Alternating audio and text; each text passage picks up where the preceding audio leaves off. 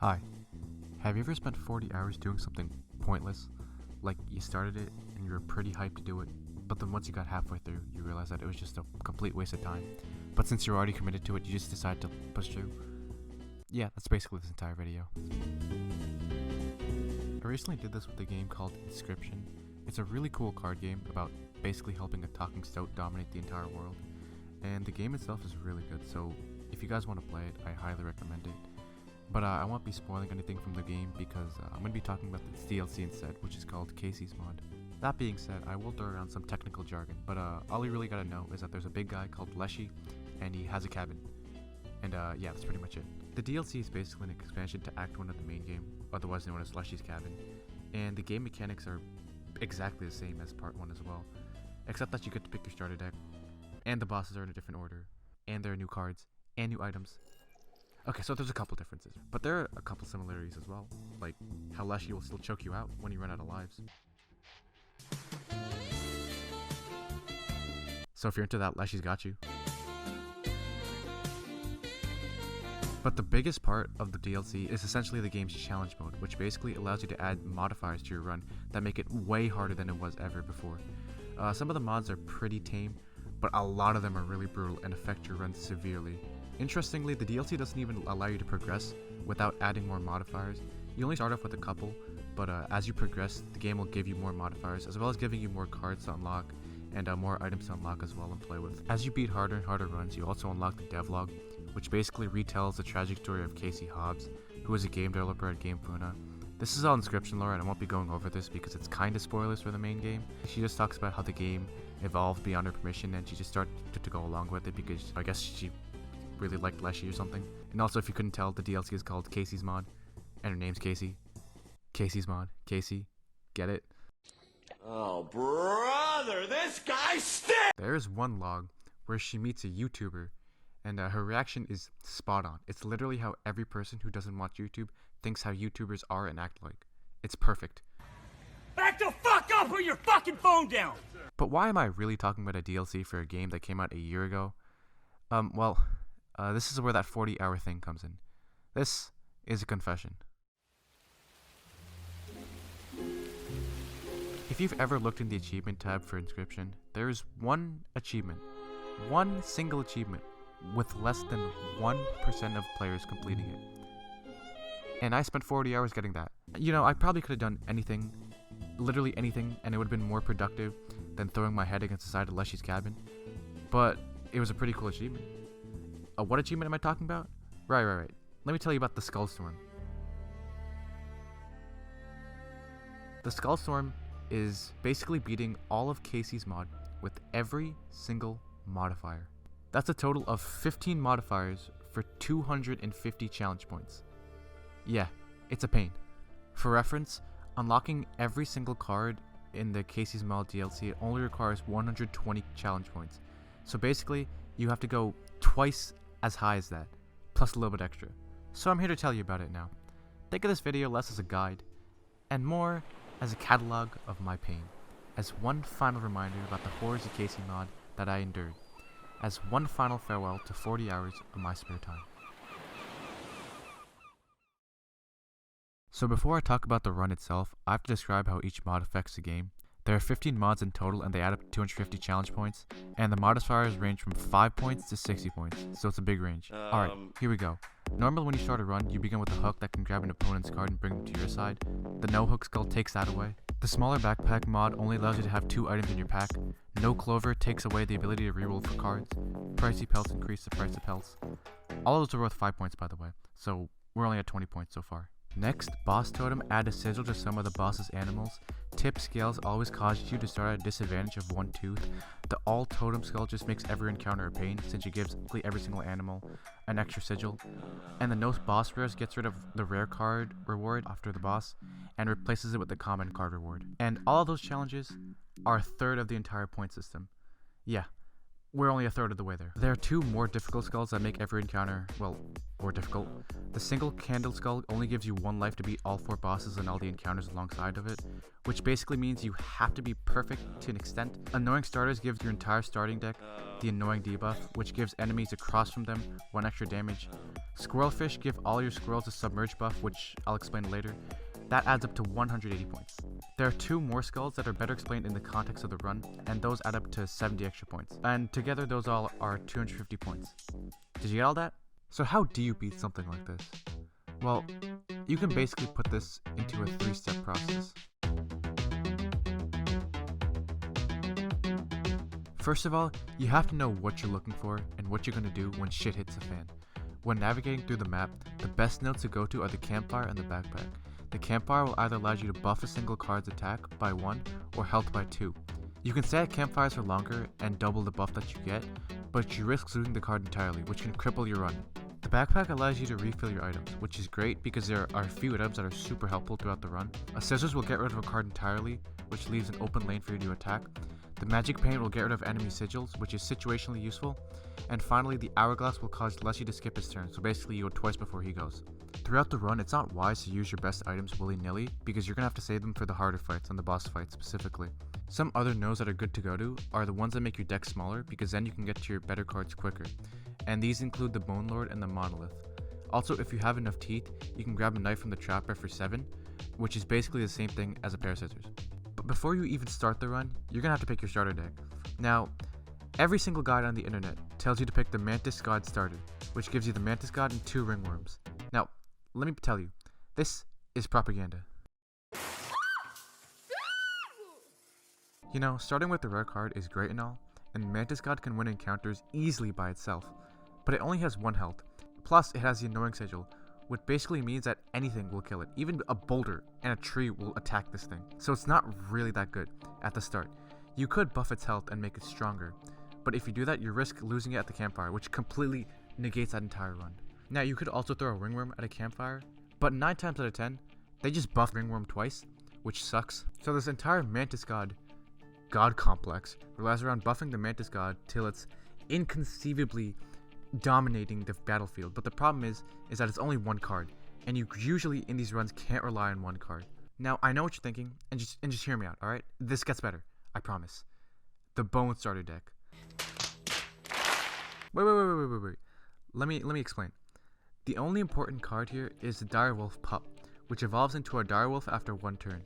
The Direwolf is a 2/5 card with double attack, which means that it can attack the same square twice. In fact, we don't even care about the bones at all in this deck. We don't care about the coyote or the ability to produce bones with the raccoon, because they're just simply irrelevant. What I'm getting at is that if you buff the Direwolf's attack once at a campfire, even without risking it, then you'll already have a 3 power, 5 health card, which is super good. That can win you fights better than the Mantis God, and it also has 5 health, so it could take a couple hits. So yeah, that's why I used the Bone deck. I really hope the Mantis God extremists don't come to my house and burn it down.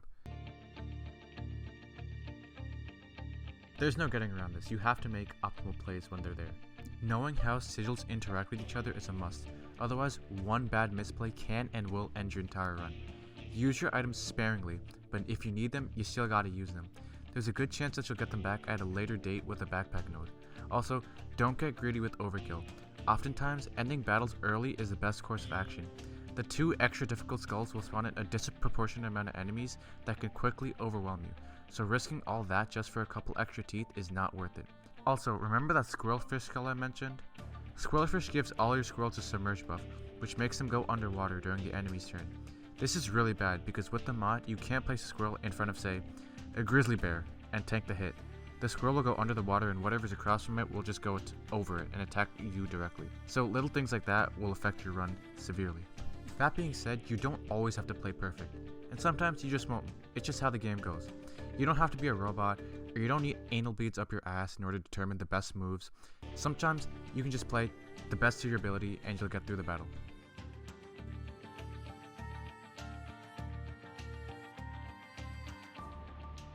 The number 1 run killer is luck. There's no getting around the fact that you have to be lucky if you want to play this game. And yeah, this was the reason why I spent 40 hours. Yeah, sometimes I'd misplay, sometimes I'd put a card in the wrong spot. But the number 1 reason why I spent so many hours trying to do this is because the game just didn't give me the correct cards. And if the game just gives you bad cards, you're just gonna have a bad time. That's how it goes. Even if you have the strongest cards in your deck possible, sometimes even your starting hand can just hoe you. Drawing some shitty first cards can and will definitely cause you to lose a run at least once. Or your opponent can get a really good sigil buff, and that can end your run instantly as well. It's a very, very luck-defined process, so you're probably gonna get frustrated by it if you do this. I don't know why you would do it, but if you try, just be ready to get hoed by the game a lot. So I bet you're probably asking, how did I escape this nightmare?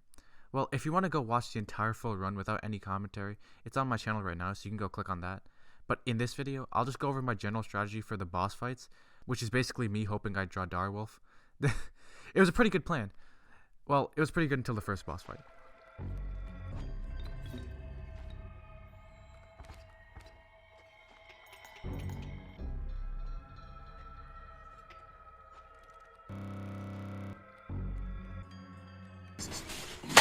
Is this serious? Remember when I said that there were 2 mods better explained in context?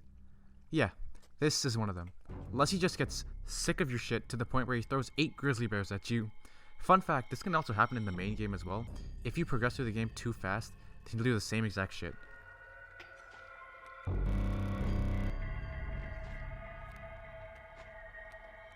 In both scenarios it's beatable, although in the main game it's a lot easier, since you don't have aqua squirrels. But this modifier requires a lot of foresight.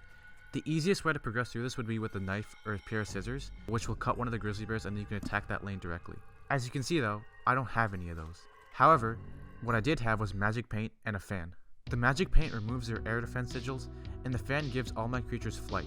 So what that basically means is that my creatures can fly over the grizzly bears, which don't defend the skies now, and so I can attack Leshy directly. But that's how I escaped 8 bloodlusted bears. Except I did that 2 more times. For the second boss fight, I didn't start with the pair of scissors, but I got one through the pack rat. But even still, I didn't use them because I felt like I could have beaten the boss fight without them, and I did. My direwolf, when buffed by the alpha wolf, basically allows it to rip through grizzly bears.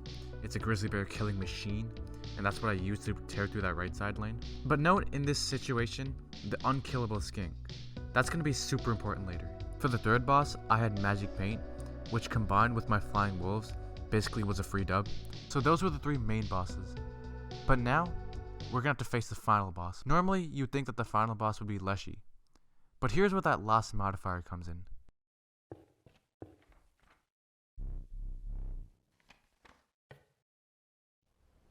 That's right, your eyes do not deceive you.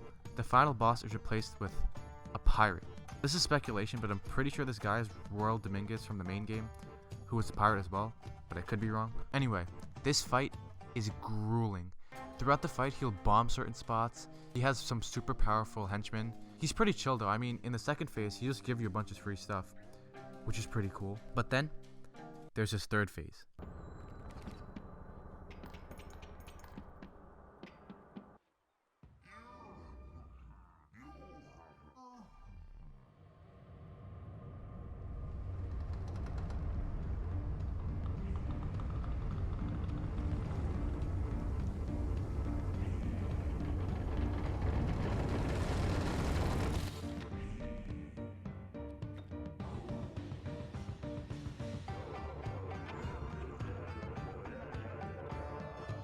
It's absolutely terrifying. It's essentially Leshy's moon, but stronger. My third phase started well for me, but then I eventually just ran out of cards. Yep, that's right. For every single turn that you don't have any cards left in your deck, his power increases by 1. He becomes a demonic entity. Now, under normal circumstances, this would be super bad. I mean, by the end of the fight, he had almost 11 attack power. But what this asshole doesn't realize is that I have an unkillable skink. The skink, when attacked, will move to either the left or right, producing a tail. That tail will also be unkillable and return to my inventory once it gets hit. And then what I can do is I can replay the skink with my unkillable tail, and then put the tail down again, so that basically I just have an infinite amount of tails. That's why I said it was really important. It's a busted ass card. And all I did was combine a skink and a cockroach. So after 40 hours, somehow, a reptile took down a big ass battleship. And after 40 hours of excruciating, hard battle with these fictional animals, I did it. I beat the game.